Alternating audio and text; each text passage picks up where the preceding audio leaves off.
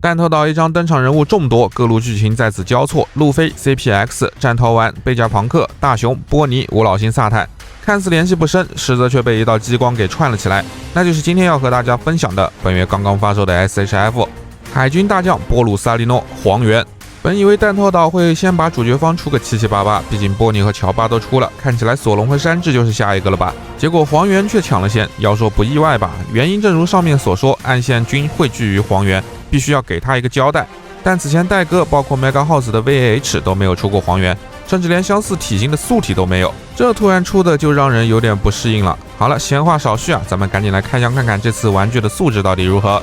首先来看到本体啊，放大看下各处的细节，六金边的高光白色皮鞋，身上的黄黑条纹西装全是一印涂装，一些细节处点缀的金属色，比如纽扣或者肩章的细节，乍一眼看上去整体的涂装细节表现还是非常到位的，高定价背后的这个水平也是应该的。这里可以把弹头岛的路飞放上去对比一下，整个比例的还原还是非常到位的，毕竟黄猿设定里高3米多，这比增高后的路飞还是要高出不少。戴哥海贼这条线特别优秀的一点就是，虽然尾田老师的各种人物身高参差不齐啊，甚至差距非常离谱，但戴哥依然照单全收，没有去破坏产品线内人物的比例，这也是我认为这条线非常值得一收的原因。面雕方面，这次玩具一共是给了3个常规的面雕，一个百无聊赖脸，一个斜视无奈脸，一个惊恐脸，比较可惜的是插了一个贱兮兮笑的那种表情。整体除了这个头发细节比较拉垮以外，神态抓的还是很有神韵的，倒是挺有黄猿的原型田中邦卫老先生的感觉。但若问像不像黄猿，那这里还插了一副黄色的墨镜，配件里也只给了这一副墨镜，所以替换面雕的时候也要连着墨镜一起替换，还是有一点麻烦的。不过戴上墨镜后的这个还原度，这个气质挠的一下就上来了。墨镜的涂装也非常的给力，整个面雕给个8.5分，完全没有毛病。这造型甚至跳 PPAP 也没啥违和感，只不过这个墨镜的颜色不够深呐。人都说还原老旧的墨镜，随着日复一日的演戏，颜色也越来越深了。香波地群岛初登场，一脚一个超新星的时候，镜片内的眼睛还是清晰可见的，尤其是这一脚等雷利来救场的名场面，明明能光速踢人，这一脚硬是抬了半个世纪，今天必须得给他还原一下。顶上战争时期更是演都不演了，名场面频出，先是被马尔克一脚踢中，自己反向加速去砸自家城门开路，只可惜小马哥的 SHF 还没出啊，还原不了这个名场面。后面更是能百步穿杨，射断路飞手里的钥匙，精密度明明是 S， 结果打罗的潜艇的时候，漫天8尺瞄边雨硬是就打不中，反而把兵都砸碎了开路，更是贡献了贝克曼指枪不许动的神奇画面。整场战斗打下来，除了把路飞往安全的地方打以外，几乎就没干什么正事，甚至都没有受伤啊！难怪荣获老旧的殊荣。然而2年后，由于青雉和赤犬的决裂，黄猿成了赤犬在海军里唯一的亲信，划水也没法再用电话虫来敷衍过去了。剧场版里亲手杀死了自己的恩师泽法，弹头岛更是各路故人的车轮战，先是打爆了自己唯一的徒弟战桃丸，当然任务里根本就没有这一项啊，但最后还是打到他暂时失去了战力，说白了还是想保护徒弟免得再生事端。之后甚至是拔刀相向曾经的挚友大雄和波尼，要不是路飞及时的出手，好像也不对啊，黄猿可是光速，所以这里多少有点演的成分。之前和路飞的大战指不定就是在试探妮卡的真实实力，好配合着演戏呢。玩具这里也是给了好几个互动用的配件啊，来还原路飞和黄猿的这场大战。首先是这个咬牙的路飞面雕，配合上弹头岛的路飞，就能还原这个见面一脚霸缠的名场面了。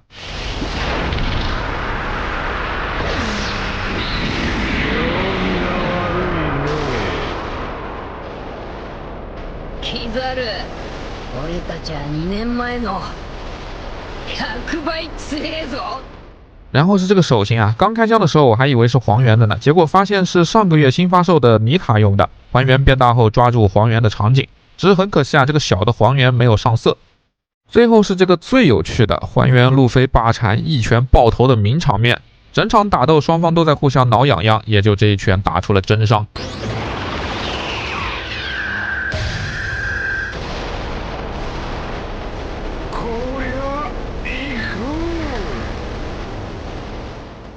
讲真，挨了这么一拳啊，黄猿也只是捂脸躺了一会儿就好了。这防御啊，真的是。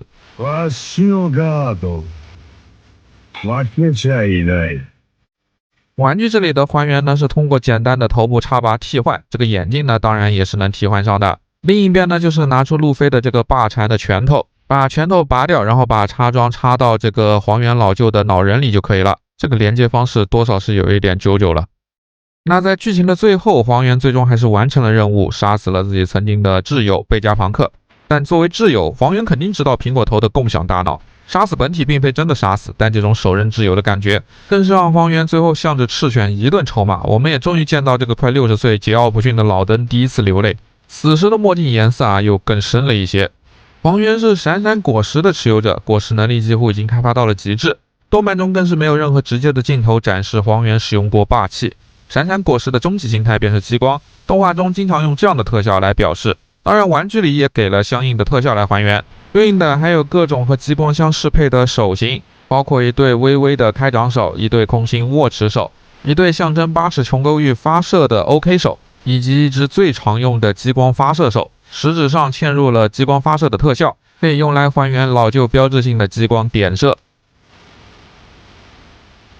同时，作为自然系的果实不仅能发射激光，当然也能变换形态，最常用的一招便是光速踢了。玩具里自然也给了相应的还原，简单的插拔替换即可，脚步只有右脚可以使用，左脚的小腿是根本就拔不下来的，大家就不要去尝试了。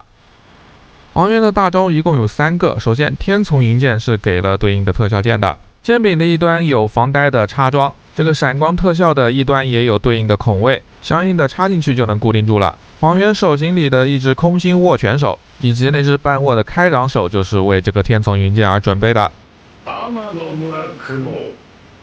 而剩下的2招8尺琼勾玉和8指镜，也就是不同激光形态的应用，只不过除了天丛云剑外，剩下的2个实在是没有办法做成特效这倒是也能理解，只能我自己去 P 图了。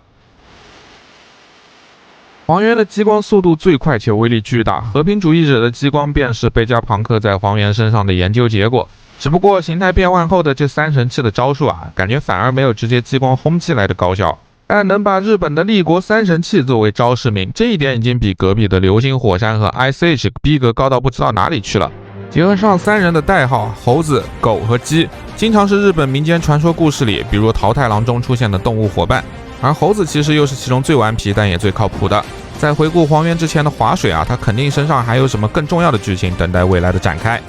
那刚刚在特效展示的时候也穿插了很多的 pose， 大家也能看出来，其实黄猿的可动是不差的，至少比我想象中的要好。那下面就来带大家详细的看一看可动吧。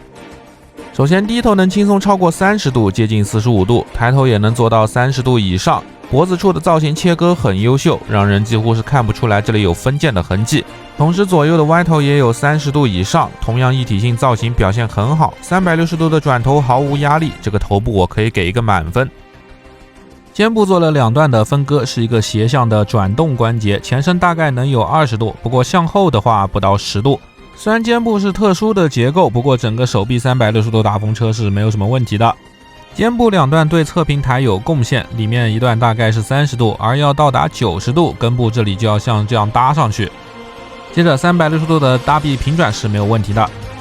最后曲肘只有120度左右，虽然是双段的关节，但也没有办法进一步的折叠。左手腕上还原了这个信号永远都不会好的小天才电话手表，还给了一点金属色的涂装，就是这隆起的一坨实在是有点像大粪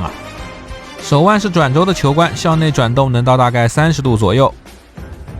腰部下段是套上去的一段胶衣，只不过有一点太硬了，这使得前倾的幅度只有30度左右，再往下挤的话会挤到胶衣弹回来。同样后仰也就是30度左右的范围，左右的侧摆也是如此大差不差。这个腰部可动说实话有一点一般最后腰部上段的360度平转也是没有问题的，前踢90度无压力，稍微往外掰一点的话再踢个15度也没有问题。由于胯部是这样的分体的结构，没有屁股，所以后踢也能到75度左右，侧踢当然也是90度毫无压力。大腿根部360度平转没有问题，不过屈膝和屈肘一样没有认真的去做切割，这个不到150度的屈膝，还有这个膝盖的造型有点差评。脚掌上抬的幅度不错，大概也有30度，但是向下翻的幅度就很差了，估计没有15度。这个皮鞋的脚尖倒是能90度的上抬，脚掌360度转动也 OK。最后脚掌的接地性比较的一般，向内的幅度大概就是30度多一点，摆不了夸张的接地动作，向外则是不到30度。这件海军大将的披风为了避免干涉，也做了很多段的可动。首先就是两侧的袖子部分能做向外的平转，也能独立的抬起，把持力度很好。同时衣摆下段也有这样的斜向折叠的关节，同时也能做一定程度的平转。主体部分只有这块下衣摆是可以动的，也是能像这样做90度的独立抬起，同时也能像这样旋转一段。可动虽然给了很多段，但是用的是硬胶，对可动的干涉还是很大的，而且这个重量和重心啊，对把玩都不太友好，很难自立。而且实话说，这个3瓣的造型也并不好看啊，一体性很差。要是做成布衣就完美了，还是等第三方吧。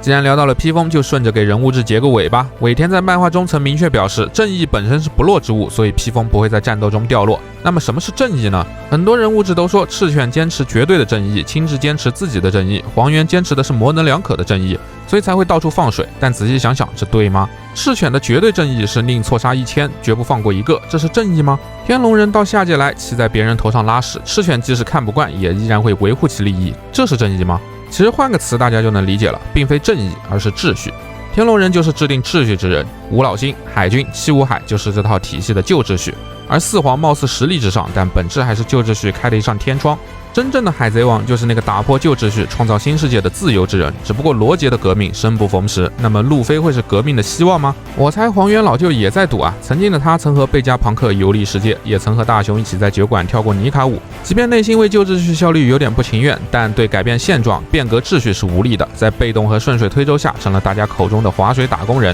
但黄猿老舅的真实想法究竟如何呢？尾田最近又一次暗示路飞的第2次尼卡变身是黄猿送的外卖，对，在萨坦的眼皮子底下，这就足够让我们尽情期待一下黄猿老舅的未来剧情了。好的，那么以上就是本期人物志评测的全部内容了。长视频制作实在不易，求大家一个点赞、投币、一键3连。那么大家下期再见。